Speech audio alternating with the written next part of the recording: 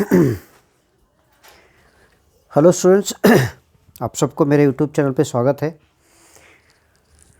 इस क्लास में आज एक डीसी पांडे का एक बुक में से लिया गया है ये क्वेश्चन। एक minute.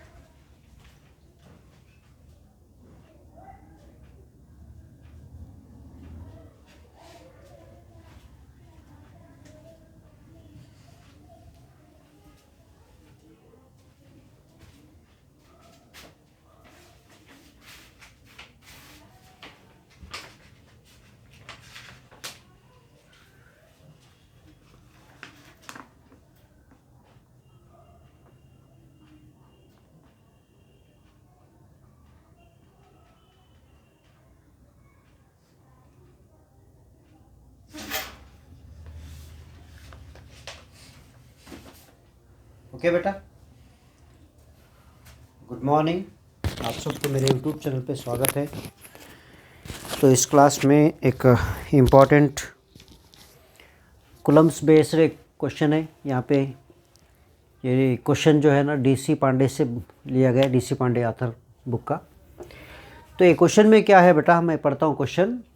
3 charges Q1 equal to 1 microcoulomb, Q2 equal to -2 microcoulomb and Q3 equal to -3 microcoulomb are placed on the vertices of an equilateral triangle of side 1 meter. Find the net electric force acting on the charge Q1. तो इसका मतलब क्या है, यहाँ पे एक equilateral triangle है, ठीक है। तो यहाँ पे देख लो, ये समझो, ये B है, ये C है बेटा। तो यहाँ पे Q1 है, Q1 equal to Q1 equal to कितना है बेटा, 1 माइक्रोकूलम। और ये दोनों के बीच में का डिस्टेंस 1 मीटर। यहाँ पे Q2 कितना है बेटा, Q2 है -2 माइक्रोकूलम। और ये दोनों के बीच में का डिस्टेंस भी 1 मीटर ही है। और ये दोनों के बीच में का डिस्टेंस यहाँ पे कितना है बेटा, यहाँ पे है Q3 equal to +3 microcoulomb. Okay. और यहाँ पे भी डिस्टेंस कितना है बेटा, 1 मीटर। ओके, ठीक। तो यहाँ पे इसके ऊपर कितना है फोर्स पूछा गया है। मतलब क्या है, ये प्लस है, ये माइनस है, ये प्लस है। इसका मतलब ये माइनस है, ये प्लस है, ठीक है। ये माइनस और ये प्लस है, तो इसका मतलब क्या है, इसका फोर्स इधर है, ठीक है। और इसका फोर्स इसके ऊपर इधर है बेटा, क्योंकि ये प्लस है, ये भी प्लस है, तो ये इधर है। किधर है, ये इधर है बेटा, ठीक है। तो यहाँ पे एंगल यहाँ पे 60 डिग्री है, यहाँ पे भी 60 डिग्री है। और यहाँ पे कितना रहता है बेटा, यहाँ पे ये एंगल रहता है 120 डिग्री, क्योंकि ये एक्सटीरियर एंगल बन रहा है। तो अब ये दोनों इधर जा रहे हैं, तो इसका रिजल्टेंट ऐसा जाता है बेटा, इसका रिजल्टेंट फोर्स इधर है। तो ये फोर्स इधर है, तो इसको ले लो F1, और ये इधर ले लो, ये F2। ये रिजल्टेंट नेट फोर्स है। ओके, नेट फोर्स है बेटा। तो यहाँ पे क्या फाइंड करना है, पहले F1 F2 फाइंड करना है। Okay, force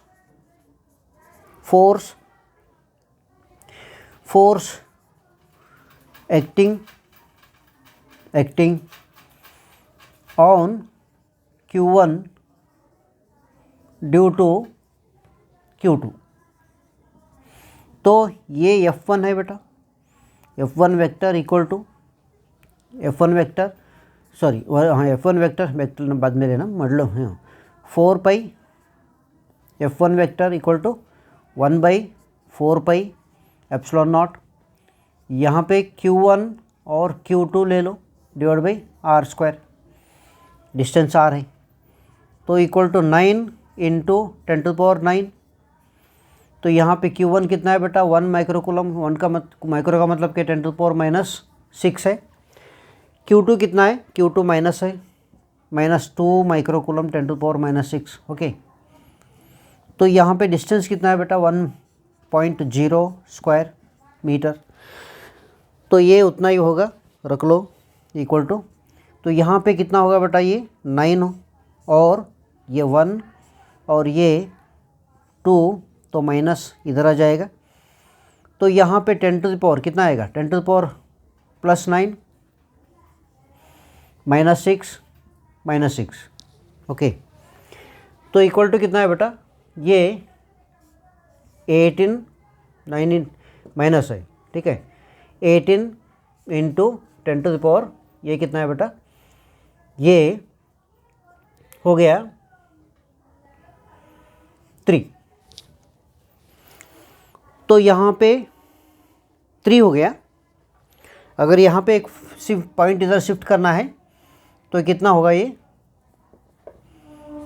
F1 equal to -1.8 into 10⁻⁻2, तो ये हो गया न्यूटन। ये फर्स्ट फोर्स है बेटा, ये F1 फोर्स है जो Q1 के ऊपर है ड्यू टू Q2। सिमिलरली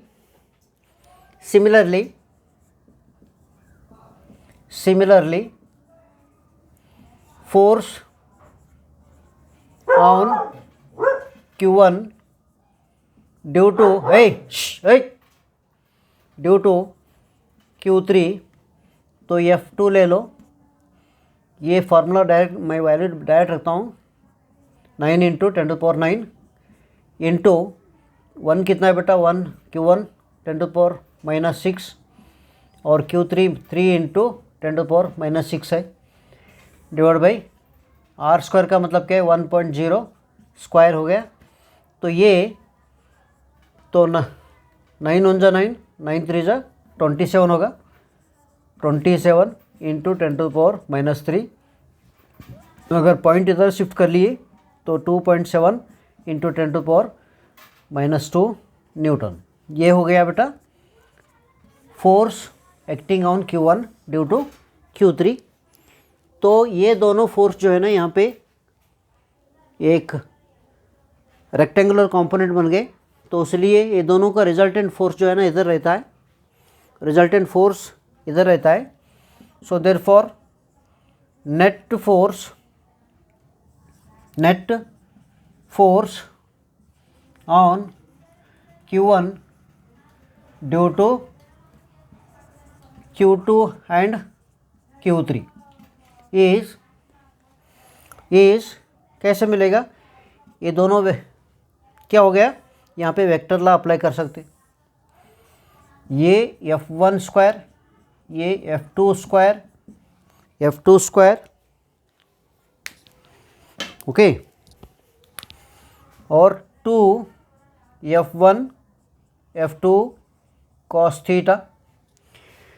तो इक्वल टू कितना हो गया बेटा 1 डिवाइड बाई ये कितना है 1.8 ये माइनस है इंटू 10⁻⁻2 स्क्वायर प्लस ये 2.7 इंटू 10⁻⁻2 स्क्वायर प्लस, ठीक है 2, तो ये -1.8 और 2.7 इंटू 10⁻, कितना हो गया 2, यहाँ पे स्क्वायर रख लो, यहाँ पे स्क्वायर रख लो क्योंकि स्क्वायर कॉमन रहेगा।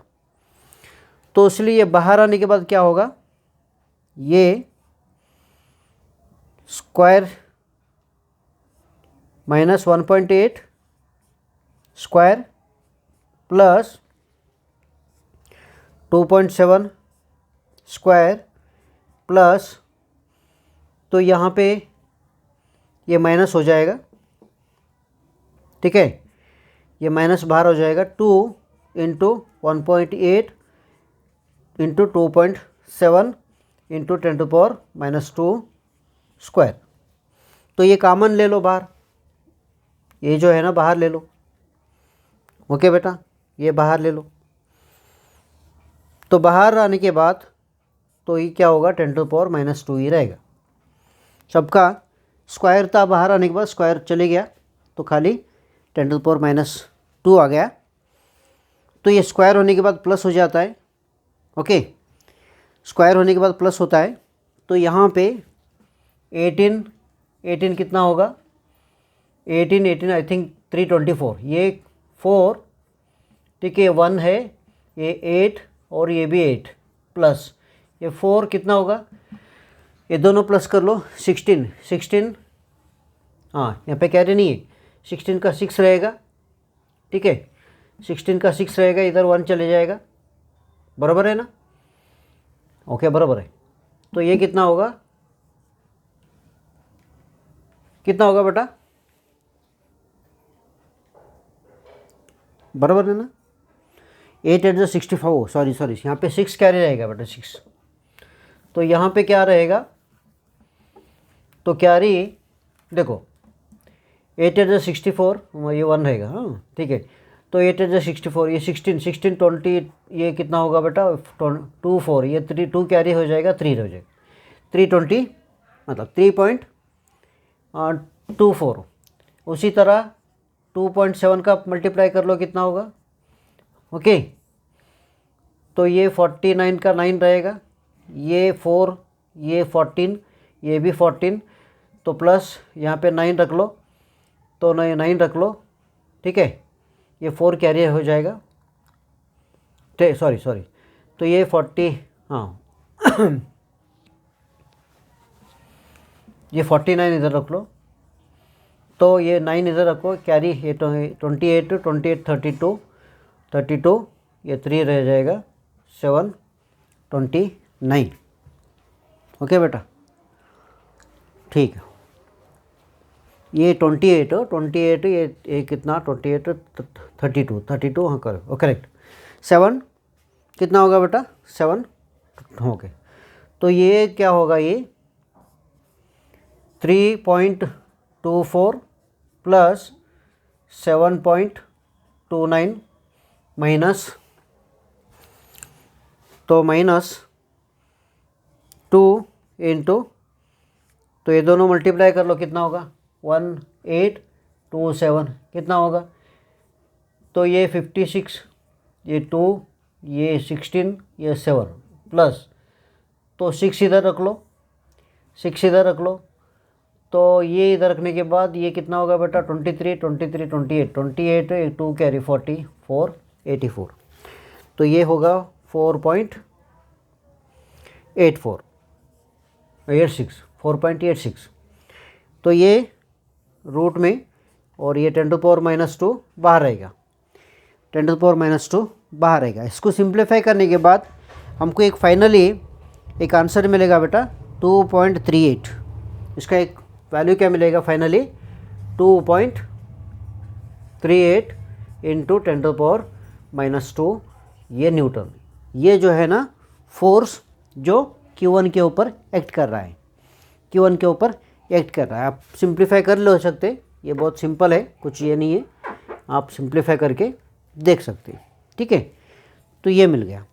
तो अब इसका डायरेक्शन किधर है, इसका डायरेक्शन किधर है वो भी फाइंड कर सकते हैं हम वेक्टर अप्लाई करके।